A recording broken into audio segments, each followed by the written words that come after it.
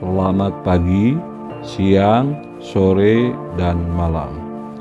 Terima kasih telah bergabung dengan channel Ar-Rahman.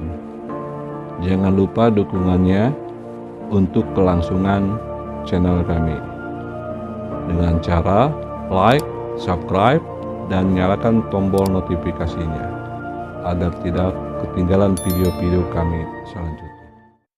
Bismillahirrahmanirrahim.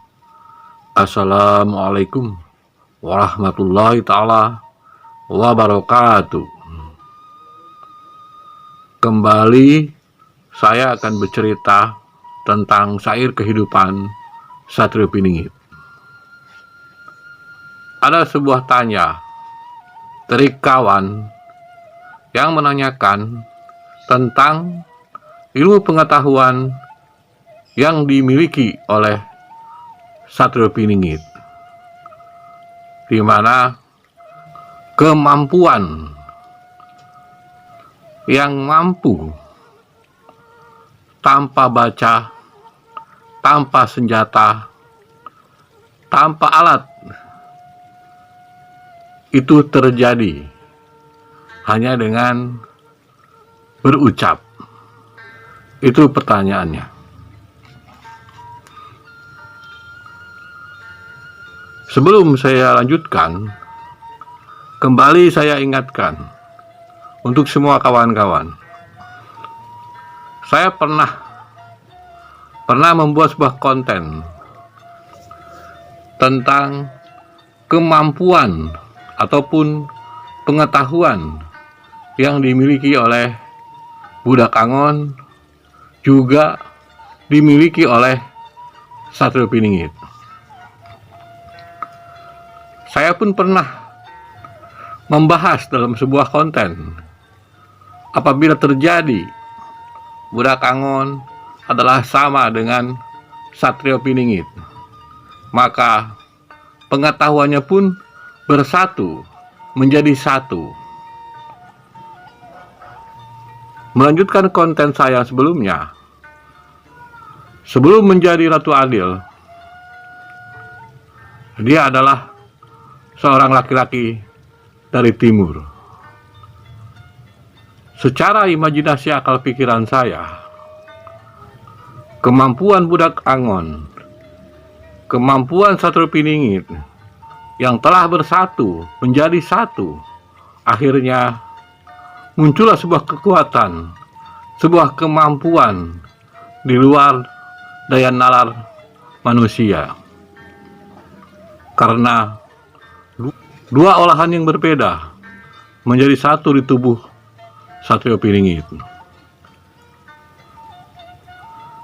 Pernah dalam konten saya sebelumnya, saya pernah membahas, apabila betul terjadi Budak Angon adalah Satrio Piningit, maka ada 3 bentuk olahan yang sama di tubuh Satrio Piningit.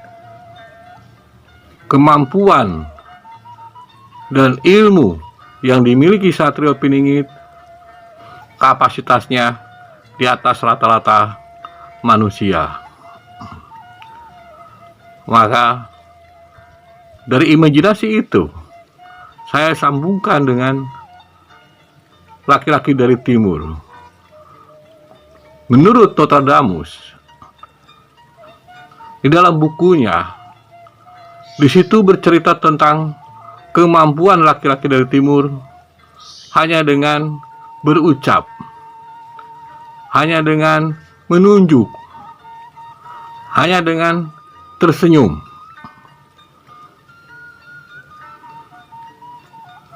Dari beberapa uraian tadi di atas, bisa diambil kesimpulan, kalau kita sambungkan dari Budak Angon, lalu ke Satrio Piningit, dan ke laki-laki dari timur, bisa tersambung dengan sendirinya kalau dari pengetahuan yang dimilikinya, atau kita mengurutnya, menyatukannya lewat pengetahuan yang dimilikinya,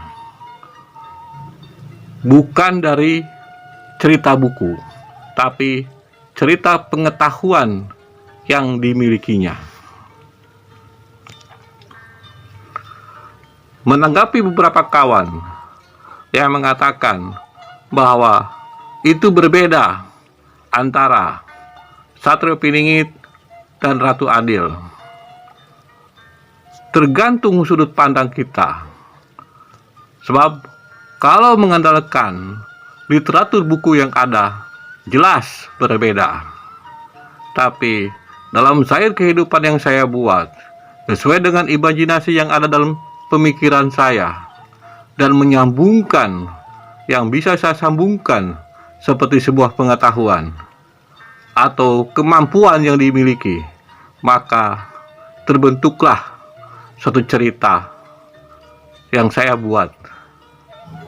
Jadi kesimpulannya adalah, kalau kita berpatok kepada literatur buku yang ada, baik cerita buku Ugo Wangsit Siliwangi dengan Budak Angonnya, Jangka Jayabaya dengan Satria Piningitnya atau Satrio Piningitnya, dan Nostradamus dengan laki-laki dari timurnya, maka jelas semuanya berbeda.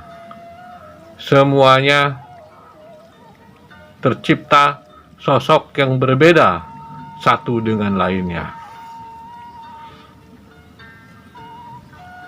Tapi karena ini saya ambil sebuah sair kehidupan yang berpatok kepada imajinasi yang ada dalam pemikiran saya, mengikuti cerita pengetahuan yang mereka miliki, yang saling berkaitan satu dengan lainnya, maka dalam imajinasi pemikiran saya, mereka adalah satu. Jadi dari Budak Angon kemudian melangkah menjadi Satrio Piningit. Setelah itu dia melangkah menjadi laki-laki dari timur dengan julukan Bintang Timur, lebih dikenal dengan julukan Sang Pajar. Setelah itu, setelah dia memimpin, dipanggillah dia Ratu Adil. Itu menurut imajinasi yang ada dalam pemikiran saya, sesuai dengan urutan pengetahuan yang mereka miliki. Saya rasa cukup ceritanya. Apabila ada perkataan saya yang salah, saya mohon maaf lahir batin dunia akhirat. Semoga bermanfaat baik untuk diri saya maupun untuk orang banyak. Akhir kata, Assalamualaikum warahmatullahi taala wabarakatuh.